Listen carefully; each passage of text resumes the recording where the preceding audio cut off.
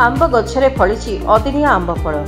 कोरापुट जिला बंधुगा ब्लॉक सदर महकुमा गोटे आंब गछरे अदिनिया आंब फल होछि। एही आंब गछटी 12 मासी आंब गछ नुहे, एहाको मध्य एक क्लाइमेट चेंजर प्रभाव पड़िछि। फलंती गछ उपरे देखा जाउछि। एही गछ उपरे मध्य एक क्लाइमेट चेंजर प्रभाव पड़िछि। जनवरी मासरे आमे 12 मासी आंब को छाड़ी देले केबे हेउनथुवा आंब गछरे बड़ बड़ आंब फल देखिबाकू मिलिछि। मु लक्ष्मी काड्राका बंधुगा ग्राम पंचायत सरपंच। बंधुगा पंचायत रे आज नुआ करी अदनिया आंब पड़ीबाटा देखिलु आ खाइलारू भी बहुत मीठा। मु आज बंधुगा पंचायत बंधुगा ब्लॉक तरफरु मु समस्त को स्वागत करुच्ची। 2025 रे बंधुगा ब्लॉक बंधुगा पंचायत रे आंब गछ भल की पड़ीची।